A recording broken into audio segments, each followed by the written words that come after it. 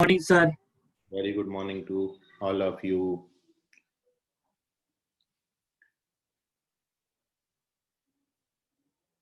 Good morning, Pranav.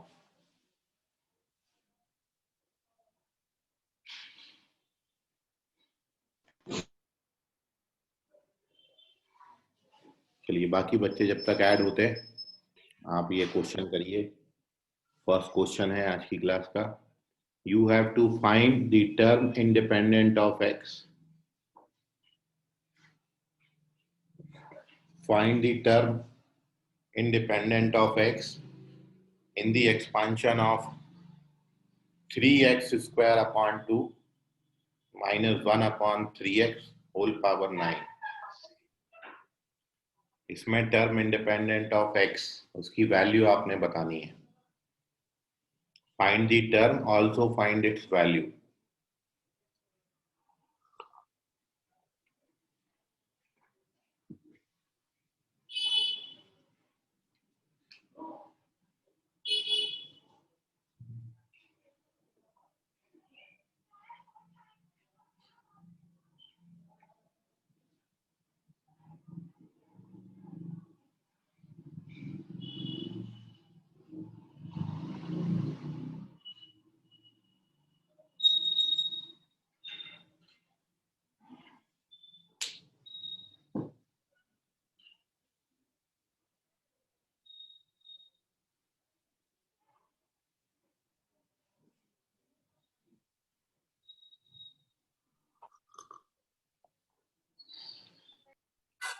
Find the term independent of x in this expansion.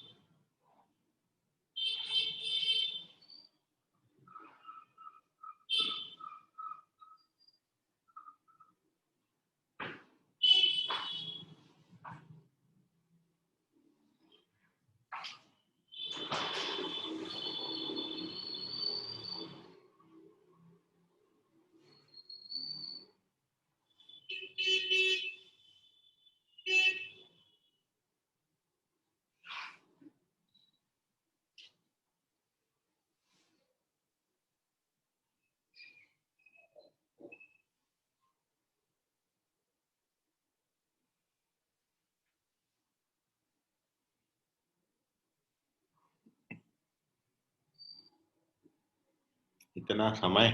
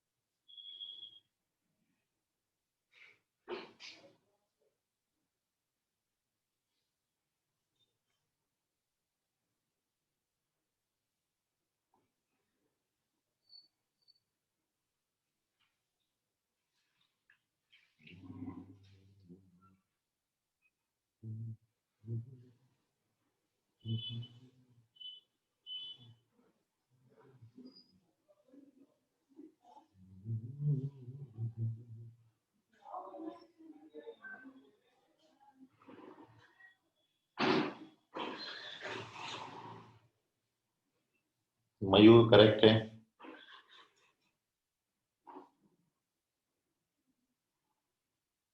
Ayush correct है।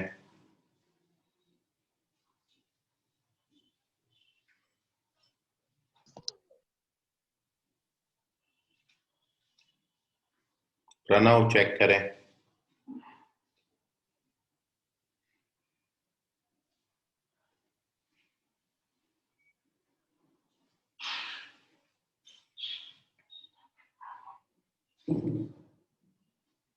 Only 3 answers, 2 correct, 1 wrong.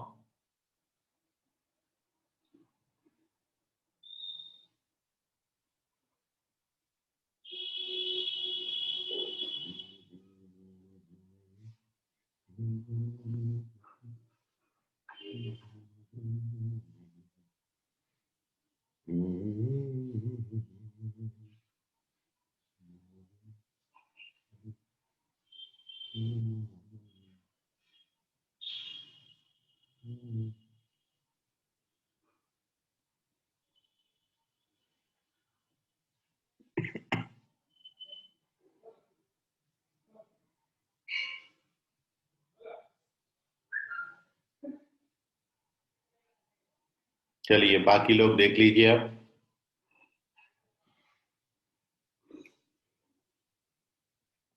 तो correct answer of this question is fourth option, 7/18 इसकी value आती है। We have to find term independent of x and to find this आपको बताया था सबसे पहले वी कैलकुलेट आर, और आर के लिए फॉर्मूला होता है N alpha minus M upon alpha plus beta. तो दिस गिव्स यू 6। तो टर्म इंडिपेंडेंट ऑफ एक्स होगा सेवेंथ टर्म, जिसकी वैल्यू आएगी 9c6 3/2 पे पावर 3 का और -1/3 पे पावर 6 का। इसका वैल्यू 9c3 के बराबर होता है 987/328। This is 3 power 3, 2 power 3, 1/3 power 6। And now यहां से आप 3 पावर तो कैंसिल कर देंगे, केवल 3 पावर 3 रह जाएगा ये। और अब 3 3 जा 9, 2 4 जा 8 और 4 2 जा 8। तो नाउ देख लीजिए, अब आपके पास आंसर 7/18 बचता है। तो this is your correct answer. मतलब एक्चुअली 3/36 आएगा into 7, so which can be written 7/18। ये आपका बचा 3 into 7/27 into 2 and this gives you 7/18। तो 7/18 is the correct answer. Term का पोजीशन यदि पूछे तो seventh term term free from x होगा, एंड उसकी जो वैल्यू है वो 7/18 आती है। ये एक्स से फ्री टर्म होगा। 2 आंसर्स करेक्ट हैं केवल इस क्वेश्चन के। Moving on to the next sum. अगला एक और क्वेश्चन बनाइए, फिर हम थ्योरी को थोड़ा सा आगे बढ़ाएंगे क्योंकि अभी तक भी बच्चे ऐड ही हो रहे हैं। तो moving on to the next question, screenshot ले लीजिए इसका। अगला क्वेश्चन देख रहे हैं।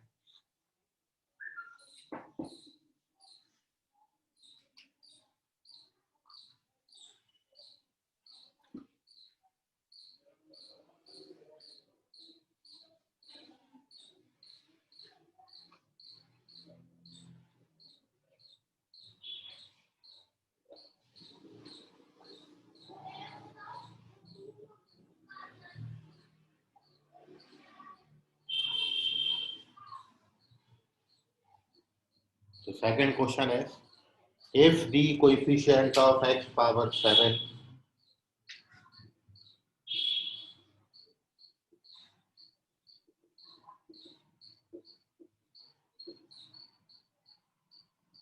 and ax square plus 1/bx whole power 11 is equal to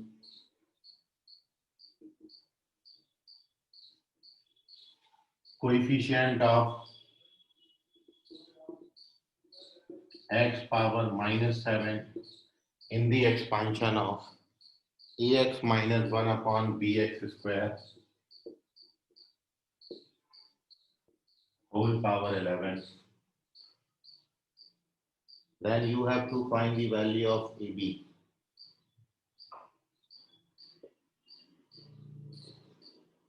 then AB का प्रोडक्ट कितना आएगा? Find this product, what is the value of AB?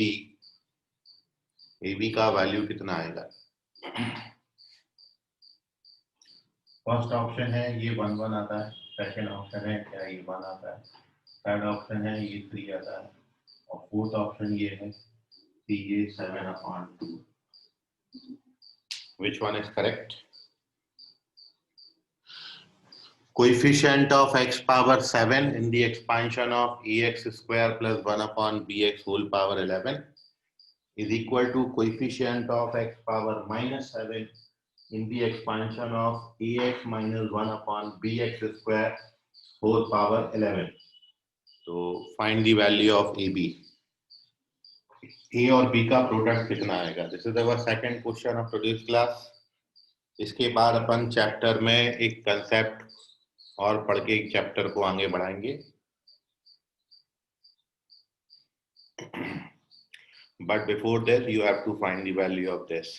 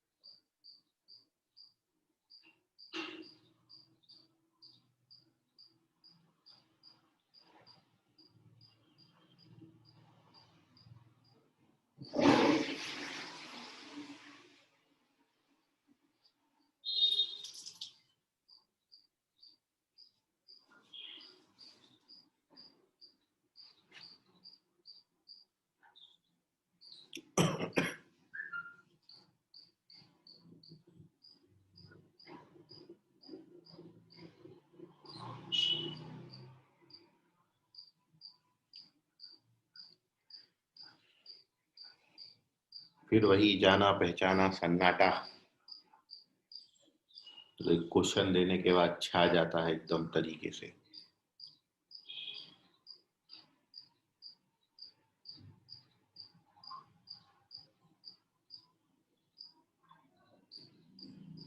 उठो जागो, पेन तेजी से चलाओ, जेई में रैंक लाना है.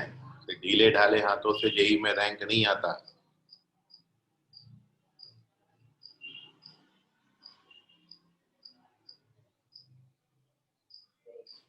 अपने अंदर की ताकत पहचानो, पूरा जोर लगाओ हर क्वेश्चन पे.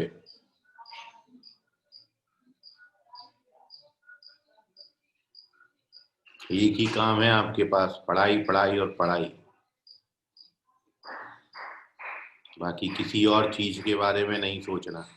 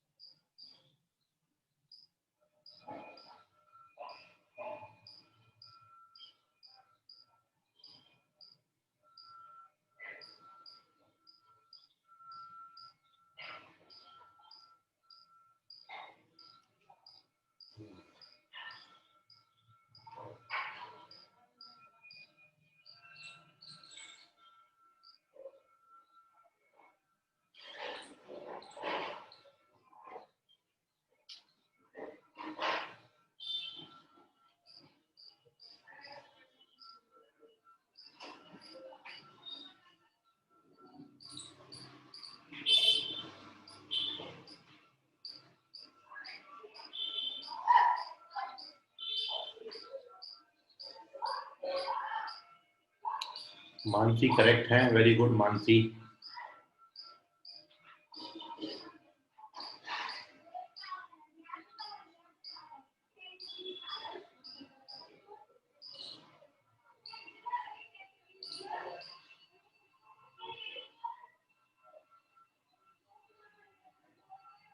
पूर्वा कुंभलवार भी करेक्ट है और अन्वेषा भी करेक्ट है, very good.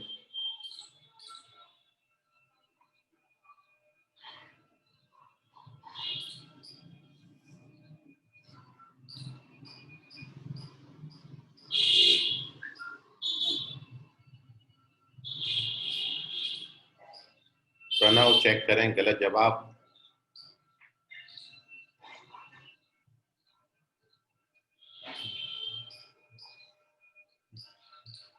Sejal Lokhande correct हैं।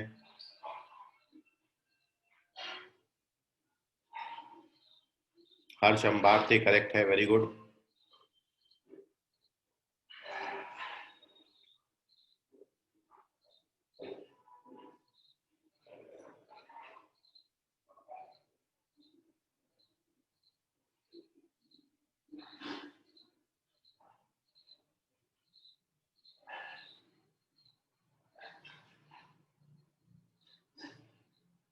आयुष चेक करें, गलत जवाब।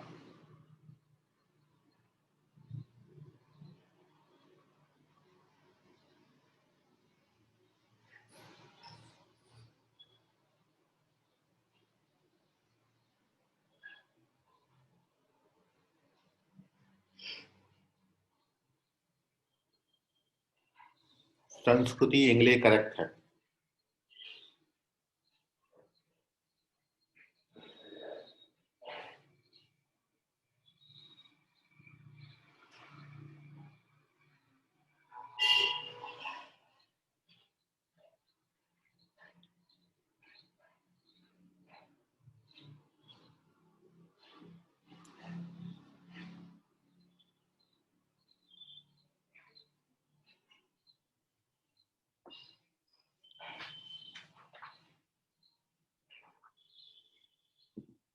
चलिए, अब ना आ रहा।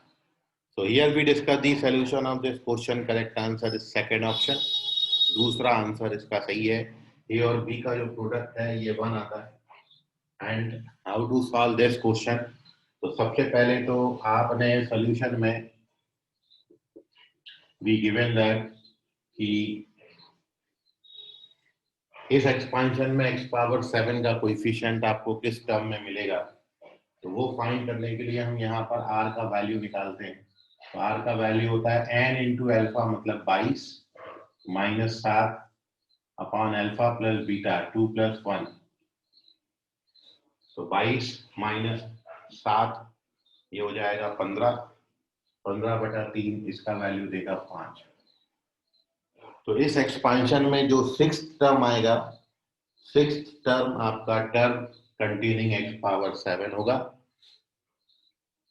Therefore t 5 प्लस 1 जो कि इस एक्सपांशन में आता है 11c5 फर्स्ट टर्म पे पावर 6 और सेकेंड टर्म पे power 5। So this gives you 11c5 a power 6 1 upon b power 5 or into x power 7. Therefore, coefficient of x power 7 is 11c5 a power 6 upon b power 5. Now again in this expansion we have to find the term containing x power minus 7. तो x power minus 7 को contain करने वाला term आप निकालेंगे, तो it is 11 minus 7 upon 1 plus 2, तो ये आपको 6 देगा। और 6 मिलने के बाद therefore term containing x power minus 7 in this expansion है, तो टर्म आपका हो जाएगा r का वैल्यू आपका 6 है, इसलिए टर्म आएगा 7वां term. So in this expansion we calculate T7, which is T6 plus 1 and whose value is 11C6. First term पे पावर, फर्स्ट टर्म ax है, ax पे पावर 5 और सेकेंड टर्म पावर 6. जब आप इसको कैलकुलेट करेंगे तो 11C6 a power 5 1 upon b power 6 और x पावर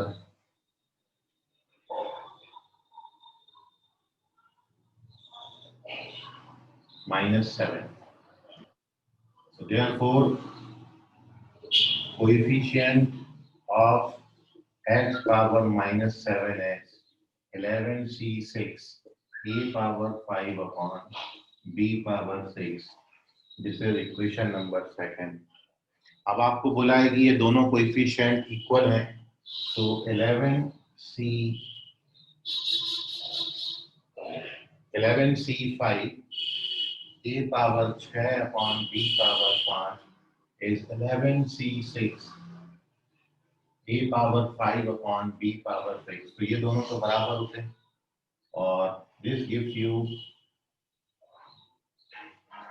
a बचेगा यहाँ पर और यहाँ पर बचेगा a बराबर 1 upon b and this gives you ab equals to 1. So correct answer is ab equals to 1. So take the screenshot of this. Correct answer 2-3 बच्चों का ही सही था, बाकियों ने सर वो 11C5 और 11C6 इक्वल कैसे हुआ? NCR बराबर NCN माइनस R होता है. NCR NCN माइनस R के. So by this concept 11C5 और 11C6 का वैल्यू बिल्कुल सेम आएगा, वो पहले कट जाएंगे. So A बराबर 1 अपॉन B आएगा and AB equals to 1. Take the screenshot of this. If you face any difficulty, have any doubt, तो उसको पूछ लीजिए.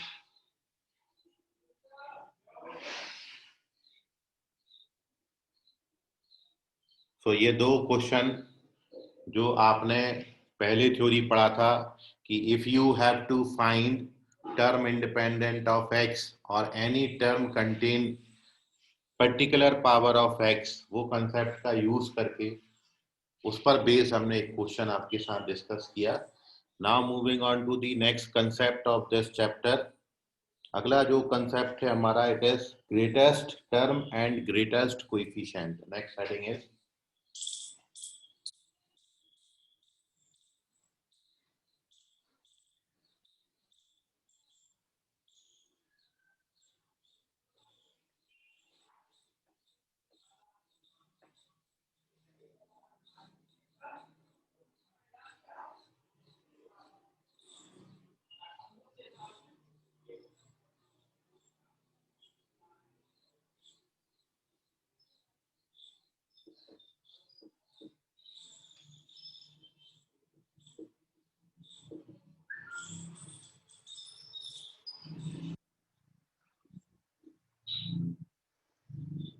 Greatest term and greatest coefficient.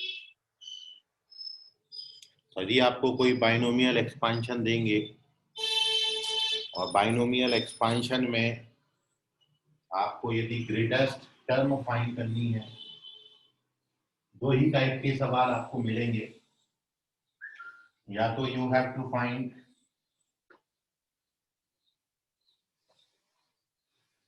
Greatest term या फिर ग्रेटेस्ट कोएफिशिएंट. सो सबसे पहले अपन ग्रेटेस्ट टर्म पे बात कर रहे हैं, फिर ग्रेटेस्ट कोएफिशिएंट की हम बात करेंगे और दोनों में डिफरेंस क्या है जब आप पढ़ोगे तो क्लियर हो जाएगा आपको. So what is the greatest term and how we find the greatest term. Greatest term का मतलब होता है वो टर्म जिसकी वैल्यू सबसे बड़ी हो, जो न्यूमेरिकली सबसे बड़ा टर्म होता है. मतलब ओवरऑल कैलकुलेशन के बाद जो सबसे बड़ी टर्म आएगी, जिस टर्म की वैल्यू सबसे ज्यादा होगी, उस टर्म को आप ग्रेटेस्ट टर्म बोलेंगे. The term which have maximum value, greatest value, is called the greatest term of the expansion. So to find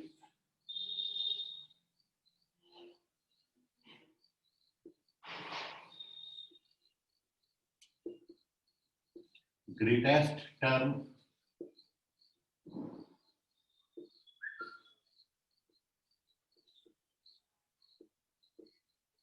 in the expansion 1 plus x raised to the power n, 1 plus x raised to the power n, इस expansion में greatest term find करने के लिए सबसे पहली बात we find the value of m. सबसे पहले आप ये m निकालेंगे, mod x into n plus 1 upon x plus 1. सबसे पहले आप ये वैल्यू कैलकुलेट करेंगे। ये मॉड का साइन है, मतलब पॉजिटिव वैल्यू लेनी है। x क्वेश्चन में आपको दिया होगा, इंडेक्स भी क्वेश्चन में आपको दिया होगा। सबसे पहले आप ये वैल्यू कैलकुलेट करेंगे। आफ्टर फाइंडिंग दिस वैल्यू, दूसरा स्टेप है कि यदि आपने इसको कैलकुलेट किया और कैलकुलेट करने के बाद if m is an integer, इस नंबर को आपने कैलकुलेट किया और देखिए चूंकि मॉड लगा दिया इसलिए ये पॉजिटिव आएगा, पॉजिटिव आएगा। अब ये पॉजिटिव में दो टाइप के नंबर्स हो सकते हैं, या तो ये कोई इंटीजर वैल्यू आएगी, मतलब नेचुरल नंबर आएगा। जब आप इस पूरे को कैलकुलेट करोगे तो कोई नेचुरल नंबर होगा, और नेचुरल नहीं होगा तो फिर ये रैशनल होगा। 2/3, 7/3, 5/8 ऐसे कोई नंबर आएंगे, और ये नहीं आएगा तो फिर ये कोई नेचुरल नंबर आएगा, मतलब इसकी वैल्यू 2, 3, 5, 7 ऐसा कोई इंटीजर आ सकता है या नॉन इंटीजर आ सकता है। तो यदि m आपका इंटीजर है तो फिर जो ग्रेटेस्ट टर्म आपको मिलेंगे, दो टर्म ग्रेटेस्ट होंगे, then tm and tm plus 1 are greatest term. तो फिर एक्सपेंशन के सबसे बड़े टर्म tm और tm plus 1 है। और यदि तीसरी बात है कि आपने m कैलकुलेट किया और m इंटीजर नहीं है, m does not belongs to set of integer, m is not an integer, then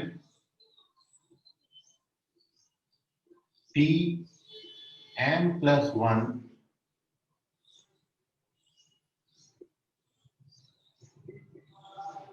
ये जो साइन होता है ना आपका ग्रेटेस्ट इंटीजर, ये फंक्शन आपने अभी पढ़ा नहीं होगा, लेकिन आपको यहाँ पर आगे चल के मैं बताऊंगा कि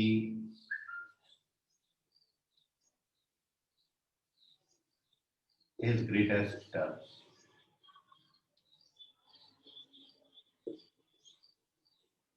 वेयर ये क्या होता है, तो this is greatest integer value.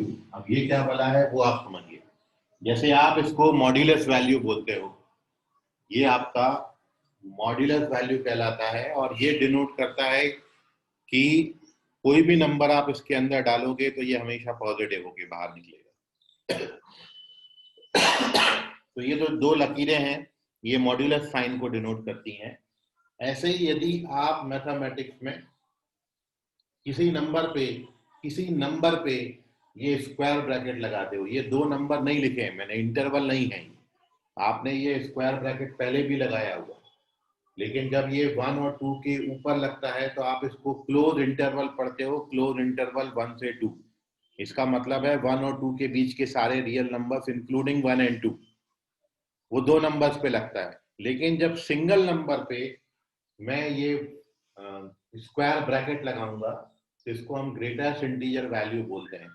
और ग्रेटेस्ट इंटीजर वैल्यू से जो आपका मतलब है, जो हमारा मतलब है वो ये है कि आपने इसको राउंड ऑफ करना है, राउंडेड ऑफ करते वक्त आपने क्या करना है, इतनी सी बात ध्यान में रखना है कि यहाँ जो भी नंबर होगा उस नंबर, चूंकि हम ये पहले लेके चल रहे हैं कि हमारा m जो है वो नॉन इंटीजर है, नॉन इंटीजर है मतलब अब आपका डेसिमल के फॉर्म में कोई नंबर होगा, 2.3 या 7.9 या 8.1 ऐसे कोई नंबर होंगे डेसिमल वाले। क्योंकि यदि m इंटीजर है तब तो बात खत्म ही हो गई। यदि m नॉन इंटीजर आता है तो फिर मैं आपसे बात कर रहा हूँ, यदि m आपका नॉन इंटीजर है, जैसे m का वैल्यू 7.9 आया, तो 7.9 की ग्रेटेस्ट इंटीजर वैल्यू लिखने के लिए 7.9 से जस्ट छोटा इंटीजर, जस्ट छोटा 7.9 से जस्ट छोटा इंटीजर जो होगा वो इसकी ग्रेटेस्ट इंटीजर वैल्यू होगी। मतलब यदि मैं आपसे ये पूछूं ग्रेटेस्ट इंटीजर वैल्यू ऑफ 7.9, तो फिर आप लिखेंगे 7। ग्रेटेस्ट इंटीजर वैल्यू ऑफ 6.3, तो आप लिखेंगे 6। ग्रेटेस्ट इंटीजर वैल्यू ऑफ 8.1, तो फिर आप लिखेंगे 8। Greatest integer value of minus, देखिए नेगेटिव तो आएगा नहीं, तो माइनस की बात तो अपन छोड़ ही देते हैं, पॉजिटिव ही आएंगे। तो ये है ग्रेटेस्ट इंटीजर वैल्यू। इसका मतलब यदि वो डेसिमल में आता है तो उस डेसिमल वाले नंबर से नंबर लाइन पे सोचिए और जस्ट छोटा इंटीजर लिख दीजिए। तो मान लो सपोज m की वैल्यू 7.9 आ गई, तो 7.9 की ग्रेटेस्ट इंटीजर वैल्यू होगी 7, तो आपका टर्म हो जाएगा t 7 + 1, मतलब 8 टर्म होगा। सो ये है आपका ग्रेटेस्ट इंटीजर वैल्यू। ये इंपॉर्टेंट है, इसको ध्यान में रखिए। ये नॉन इंटीजर आए तब के लिए। सो दो बातें हैं कि if we have to find the greatest term in this expansion, so to find the greatest term in the expansion, first we calculate this value. After calculating this value, आपने इसको देखना है कि ये इंटीजर आया कि नॉन इंटीजर आया। दो ही चीजें आएंगी, या तो इंटीजर आएगा या नॉन इंटीजर। यदि इंटीजर है तो फिर tm और tm+1 ग्रेटेस्ट होंगे। यदि ये नॉन इंटीजर है तब tm+1 ग्रेटेस्ट टर्म होगा, where greatest integer value of m को हम इस सिंबल से डिनोट करेंगे। इसको आप पढ़ेंगे greatest integer value of m। So this is our value of greatest integer, sorry greatest term in particular expansion. इतनी बात में आपको कोई डाउट है, कोई क्वेश्चन आपका आ रहा है तो पूछ लीजिए।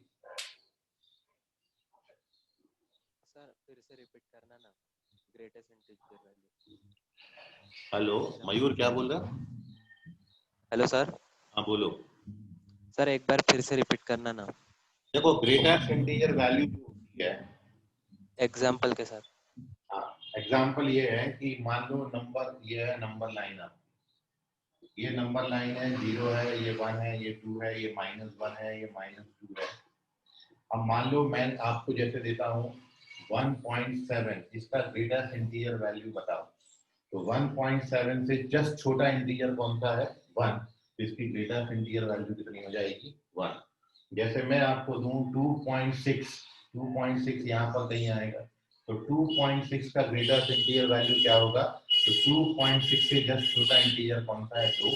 तो इसकी ग्रेटेस्ट इंटीजर वैल्यू कितनी आती है? 2। तो this is the concept of greatest integer function. चूंकि मेरे नंबर्स पॉजिटिव आ रहे थे, ये नेगेटिव के लिए भी डिफाइंड है। यदि मैं आपको यहाँ पर कोई नंबर दे देता हूँ -0.9, तो -0.9 की ग्रेटेस्ट इंटीजर वैल्यू कितनी आएगी? -1। क्योंकि 0.9 से छोटा जो नंबर है वो है -1। जैसे मैं आपको पूछूं कि -7.3 की ग्रेटेस्ट इंटीजर वैल्यू कितनी होगी, तो -8 है। क्योंकि -7.3 आपको मान लो सपोज यहाँ पर मिला है, यहाँ पर आप चले जा रहे हैं, -7 है और -8 है, और दिस इज सपोज -7.3। तो -7.3 से राइट हैंड साइड नहीं जाना, छोटा इंटीजर चाहिए। तो -7.3 से छोटा इंटीजर कितना है? -8। तो नंबर लाइन के पीछे तरफ आएंगे तो उसको अपन बोलते हैं greatest integer value. So these are the some greatest integer values. इस तरीके से आप नॉन इंटीजर नंबर की greatest integer value find out कर सकते हैं। कोई भी नंबर है, दो ही पॉसिबिलिटीज है, या तो इंटीजर आएगा या नॉन इंटीजर आएगा। इंटीजर है तो यहाँ बात खत्म, नॉन इंटीजर है तो फिर यहाँ बात खत्म। एक टर्म होगा, नॉन इंटीजर आएगा तो एक ही टर्म ग्रेटेस्ट होगा। जब इंटीजर आएगा so we have to greatest term which are tm and tm+1। ठीक है, क्वेश्चन करेंगे तो आपको थोड़ा सा और कंसेप्ट क्लियर होगा। अब एक बात और होती है, इसमें अपन इसको नोट में लिख लेंगे।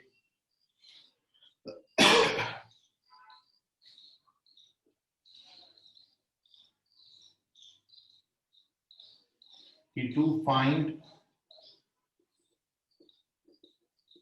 Greatest term in x plus Y raise to the power n। देखिए अभी जो मैंने कंसेप्ट आपको बताया कि यहाँ पर 1 होना जरूरी है, फर्स्ट टर्म शुड बी 1। लेकिन मान लो आपको जरूरी नहीं है हर बार कोई एक्सपांशन है उसमें फर्स्ट टर्म 1 ही हो, तो मान लो ऐसा कोई एक्सपांशन आ गया और इसमें we have to find the greatest term, तो आप क्या करेंगे, first we write x plus Y power n जो दिया है इसमें फर्स्ट टर्म को 1 बनाना है, तो मैं x कॉमन ले लेता हूँ, तो x पावर n बाहर आ जाएगा। अब ये एक्सपांशन आपको ऐसा दिखेगा, तो इस तरीके से आप फर्स्ट टर्म को पहले 1 बना लीजिए और फर्स्ट टर्म 1 बनाने के बाद अब ये बिल्कुल ऐसा दिखने लगा एक्सपांशन, फर्स्ट टर्म इसमें 1 हो गया, then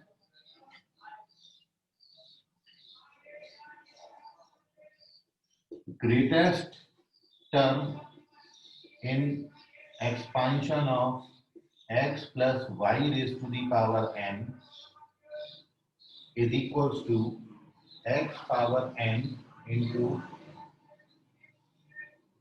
greatest term in 1 plus y upon x power n। इतना सा है बस बात कि आपको जब भी ग्रेटेस्ट टर्म फाइंड करने आएगा तो सबसे पहली जो रिक्वायरमेंट है कि आपके एक्सपांशन का जो फर्स्ट टर्म है इट शुड बी 1, और यदि ये 1 नहीं है तो सबसे पहले हम इस तरीके से 1 बना लेंगे। And now when we have to find the greatest term in this expansion, तो in place of this we find the greatest term in this expansion और उसको x पावर n से मल्टीप्लाई कर देंगे। So greatest term in this expansion is equals to x power n into greatest term in the expansion of 1 plus y upon x power n। अभी overall concept पे अपन एक question कर रहे हैं तो और आपको ये क्लियर हो जाएगा। Take the screenshot of this, कोई सवाल अभी मन में है तो पूछ लें। एक क्वेश्चन कर रहे हैं तो आपको और क्लियर होगा, फिर अपन बात करेंगे ग्रेटेस्ट कोएफिशिएंट पे। हाँ बोलो सर, वो जो एक लास्ट लाइन है ना, एक बार फिर से समझाइए। एक एग्जांपल दे रहे हैं तो आपको और क्लियर हो जाएगा, ठीक है? Okay sir. क्वेश्चन के थ्रू समझ लो आप इसको। सर कॉमन में x आएगा ना? नहीं, जितना पावर लगा है वो बाहर आता है ना। यदि 2 लगा है, पावर स्क्वायर है, तो जब बाहर निकालोगे x तो x स्क्वायर आएगा ना बाहर। यदि पावर 3 लगा है तो x क्यूब बाहर आएगा। इसको अंदर भी जाने के लिए होल पावर n, देखिए इस पे भी पावर n है, इस पे भी पावर n है, तब तो जाके होल पावर n लगाओगे। तो जितना पावर है उतनी पावर बाहर आती है। और कोई डाउट किसी को? चलिए देखिए क्वेश्चन देखें इस पर।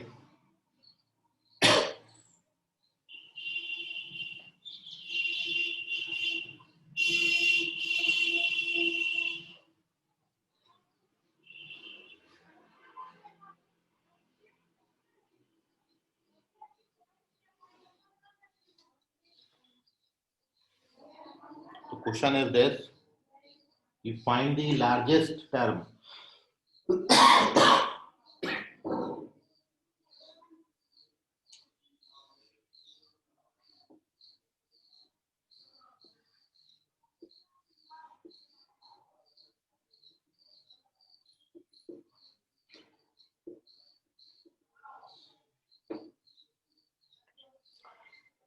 in expansion of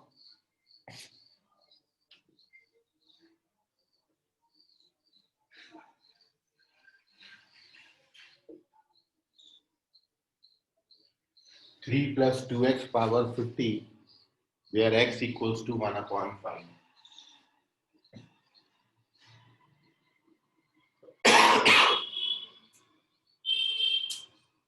तो देखिए ये है क्वेश्चन। अब इसमें फर्स्ट टर्म 1 नहीं है तो पहले अपन फर्स्ट टर्म 1 बनाएंगे। तो सॉल्यूशन में आप क्या करोगे, ये जो एक्सपांशन आपको दिया है 3 plus 2x power 50, it can be written 3 power 50 into 1 plus 2x upon 3 power 50। तो सबसे पहले अपन ने फर्स्ट टर्म 1 बना लिया.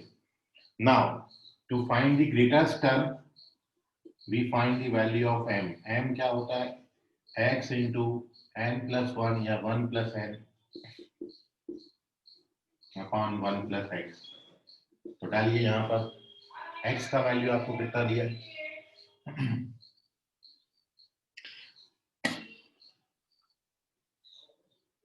देखिए एक बात जो आपने ध्यान में रखना है कि अब आपका जो x है वो 2x अपॉन 3 है. क्योंकि आपने जो फॉर्मूला लिखा है वो किसके लिए लिखा है? 1 प्लस एक्स पावर n. यहाँ पर जो x है वो x का मतलब सेकेंड टर्म. ये वाला जो x है वो सेकेंड टर्म है और यहाँ पे सेकेंड टर्म 2x/3 है. तो आप x की जगह पर सीधा 1/5 नहीं लेंगे. x हमारा ये है, इसको 1 प्लस एक्स पावर n से कंपेयर करना है. तो ये लेंगे आप यहाँ पर 2x प्लस 3. तो 2/3 x का वैल्यू कितना है? 1/5. ये हो गया 2x/3 सेकेंड टर्म हो गया. फिर अंदर ब्रैकेट में 1 प्लस n. इंडेक्स कितना है? 51. सॉरी 50. 50 प्लस 1 कितना हो जाएगा? 51 divided by x plus 1. x का वैल्यू ये आया आपका. This is our x 2x/3. This is whole x. तो 1 प्लस इतने में आपने 1 ऐड करना है, बस और कुछ नहीं करना है. जो ऊपर था वही नीचे, बस 1 ऐड करना है. तो ये जो पहली बात बनी इसमें 1 ऐड करके लिखिए. इस पे मॉड लगा दीजिए. ऑलरेडी भी आ रहा है, वैसे मॉड लगाने की जरूरत नहीं है. जब आप इसको कैलकुलेट करोगे तो ये 15 तो कैंसिल कर दिया. दिस इज यूर 102/17 और इसकी वैल्यू आती है 6. तो आपका m का वैल्यू देखिए इंटीजर आ गया. और m जब आपका इंटीजर हो गया तब तो फिर कोई बात ही नहीं है. So therefore greatest terms are कौन से होते हैं? T6 and T7. तो इस एक्सपेंशन में जो सबसे बड़े टर्म आएंगे वो छठा और सातवां टर्म जो होगा वो आपका ग्रेटेस्ट होगा. बस इतनी सी बात आपको पहचान.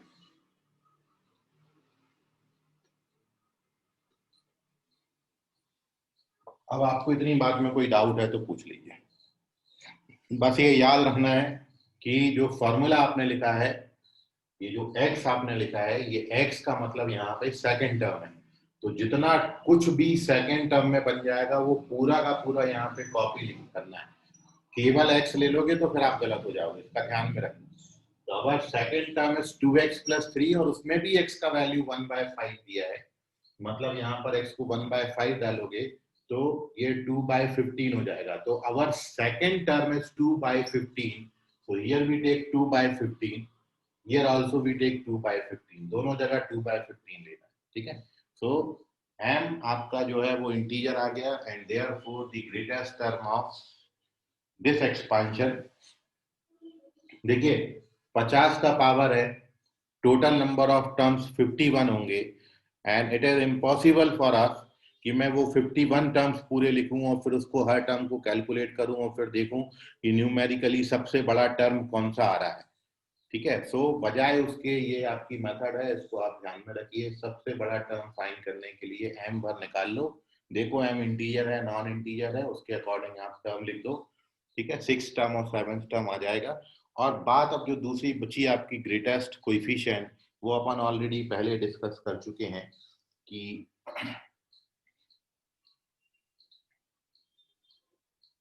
सर हाँ फिर T6 निकालना है तो कौन से एक्सप्रेशन से निकालेंगे? क्या बोले? T6 अगर निकालना है तो कौन से एक्सप्रेशन से निकालेंगे? वही जो फॉर्मूला अपना T6 कैलकुलेट करने का. NCR फर्स्ट टर्म पे पावर n-r. हर बाइनोमियल एक्सपेंशन का T6 वैसे ही निकालते हैं. TR + 1 का जो फॉर्मूला है वो लगा दो. नहीं सर, हाँ वो रेड वाले एक्सप्रेशन से कि ब्लैक वाले एक्सप्रेशन से, वो आपने लिखा है ऊपर. किसी से भी निकाल सकते हो. 3 पावर 50 से बस बाद में मल्टीप्लाई कर देना. यदि आप इससे डायरेक्ट निकाल रहे हो तो जो आंसर आएगा, यदि आप इससे जो निकाल रहे हो उससे जो आंसर है उसको बस 3 पावर 50 से मल्टीप्लाई, दोनों से सेम आएगा, कोई फर्क नहीं पड़ता। यदि आप इससे निकाल रहे हो, फर्स्ट टर्म 1 बना के निकाल रहे हो, तो फिर 3 पावर 50 से मल्टीप्लाई करना। अदरवाइज डायरेक्ट इससे निकाल रहे हो 6 टर्म, तब तो 3 पावर 50 से मल्टीप्लाई करने की गरज नहीं है। ठीक है, हाँ sir. Okay. Greatest coefficient in expansion of 1 plus x power n। अब अपन ग्रेटेस्ट कोएफिशिएंट की बात कर रहे हैं, तो ये अपन ऑलरेडी लिख चुके हैं। ग्रेटेस्ट कोएफिशिएंट का मतलब है कि if n is even, और n इवन है तो आपने पढ़ा है एक ही मिडिल टर्म होता है, और मिडिल टर्म की जो कोएफिशिएंट है वो ग्रेटेस्ट होती है। तो if n is even, then greatest coefficient is NCn/2। तब ग्रेटेस्ट कोएफिशिएंट एक ही आता है, NCn/2। इसका मतलब ये है कि जो सबसे बीच वाला टर्म होगा उसका कोएफिशिएंट सबसे बड़ा आएगा। NCn/2 की वैल्यू सबसे ज्यादा आती है। सारे बाइनोमियल कोएफिशिएंट में सबसे बड़ा NCn/2 होता है बीच वाला। और यदि n आपका इवन है, सॉरी ऑड है, इफ n इज ऑड, तो आप जानते हो दो मिडिल टर्म होते हैं, then greatest coefficient are NCn-1/2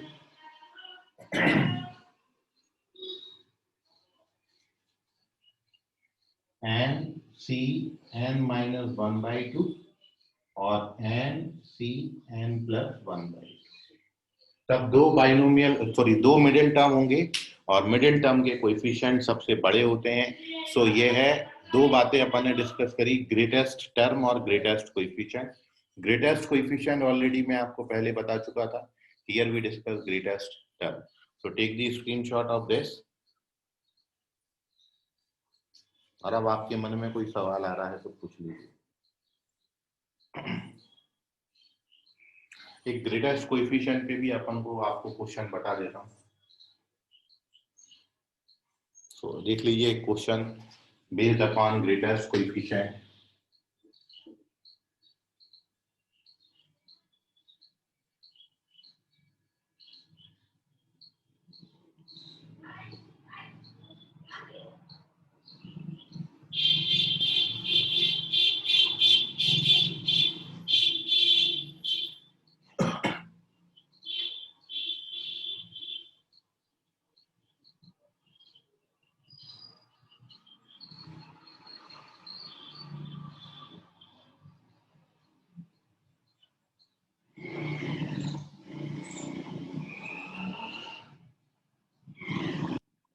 sir सबका मिडिल टर्म ही ग्रेटेस्ट कोएफिशिएंट होता है ना?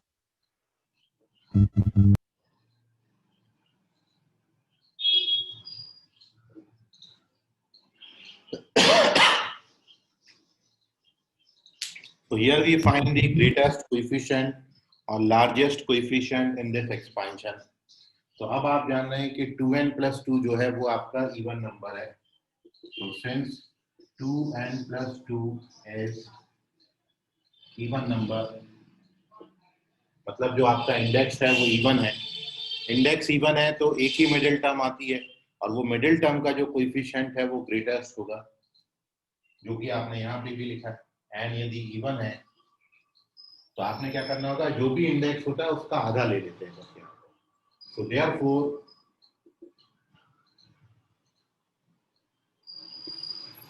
greatest coefficient in 1 plus x power 2n+2 is 2n+2c n+1। इसका आधा n+1 हो जाएगा। और आप यदि इसकी वैल्यू निकालना चाहो तो वैल्यू आप जानते हो, एनसीआर के लिए फॉर्मूला आप जानते हैं। एनसीआर का फॉर्मूला लिख देता हूं यहाँ पर। ये आपको बताया था, when you have to calculate the value of nCr, तो वो क्या होता है, n factorial upon r factorial और into n minus r factorial, ये इसका फॉर्मूला होता है। तो ये फॉर्मूला मैं यूज कर लेता हूँ। तो ये 2n+2 का कितना आएगा वैल्यू, पहले वाले का ऊपर वाले का फैक्टोरियल, मतलब 2n+2 factorial divided by n+1 का फैक्टोरियल, और जब आप इसमें से इसको सब्ट्रैक्ट करोगे तो भी n+1 फैक्टोरियल ही आएगा, मतलब इंटू n+1 फैक्टोरियल। तो वो n+1 फैक्टोरियल का हमने इसको वैल्यू किया। तो दिस इज योर आंसर। मतलब मैं इतना कैलकुलेट इसलिए किया कि ऑप्शन में आपको ये भी दे सकते, ऑप्शन में आपको ये भी दे सकते, इसलिए इसको अपन ने कैलकुलेट करके लिखा है। तो दिस इज ग्रेटेस्ट कोएफिशिएंट। तो take the screenshot of this. अब आपके मन में कोई और सवाल हो तो पूछ लीजिए, ये कहीं पे नहीं समझा है तो बताइए। किस तरीके से ग्रेटेस्ट टर्म और ग्रेटेस्ट कोएफिशिएंट कैलकुलेट करेंगे।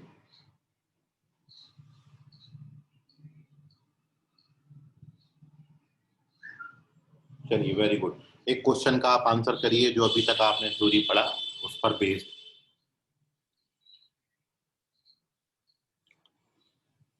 सारे एक्सपेंशन में मिडिल टर्म का कोएफिशिएंट ग्रेटेस्ट होता है। कोएफिशिएंट का मतलब बाइनोमियल कोएफिशिएंट है। बाइनोमियल कोएफिशिएंट का मतलब होता है जो आप एनसीआर के फॉर्म में लिखते हो। तो ये आप जानते हो कि इंडेक्स यदि इवन होगा तो फिर NC n/2 ग्रेटेस्ट होगा, और यदि इंडेक्स ऑड होगा मतलब n ऑड होगा तो फिर ग्रेटेस्ट कोएफिशिएंट NC n-1/2 और NC n+1/2 दो होंगे, और ये दोनों बराबर ही होते हैं। NCR बराबर NCn-r का फॉर्मूला लगाओगे तो इसकी वैल्यू इसके बराबर है। ये आपने सबसे पहले दिन से देख के आ रहे हो।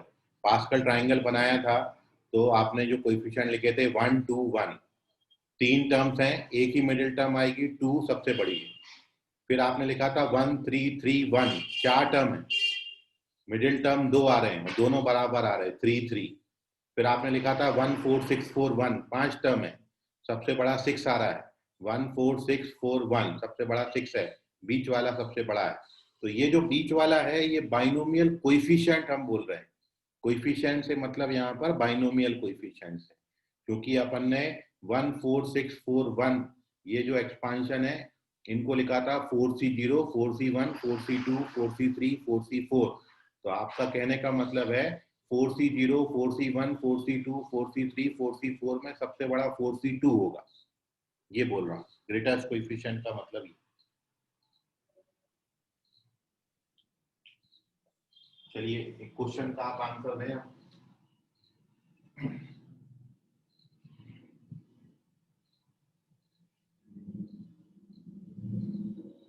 तो इस तरीके का क्वेश्चन ऑलरेडी आप पहले कर चुके हैं। आप और बताइए इस एक्सप्रेशन की वैल्यू कितनी आएगी। √2 + 1 पावर 6 माइनस √2 - 1 पावर 6, इसका वैल्यू कितना होगा। ऑप्शन है आपके 101 70 √2,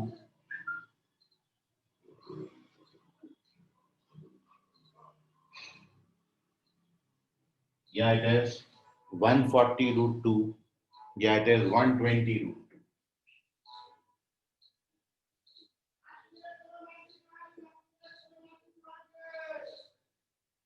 एक ऑलरेडी इस तरीके का क्वेश्चन आप पहले कर चुके हैं।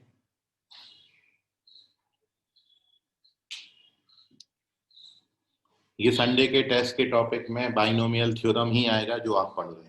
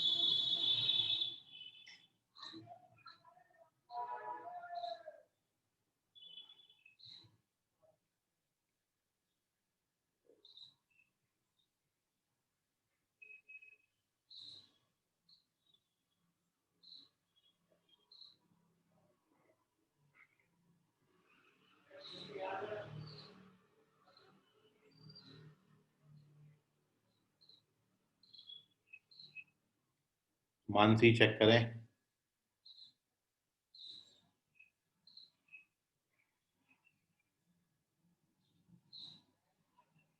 मयूर चेक करें।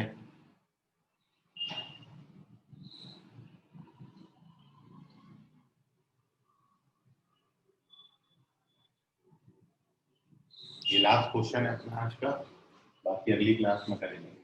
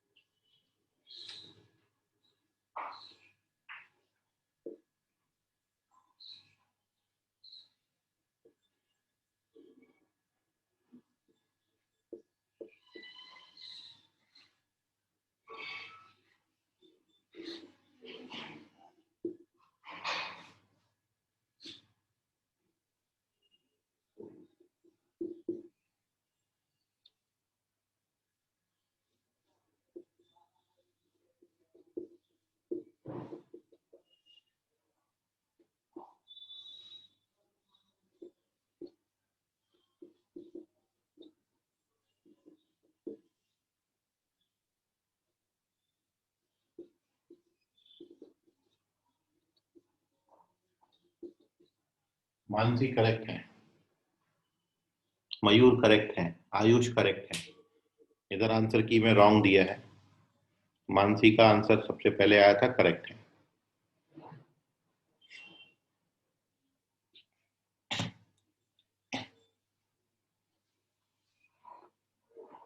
तो देखिए इतने टर्म्स आएंगे।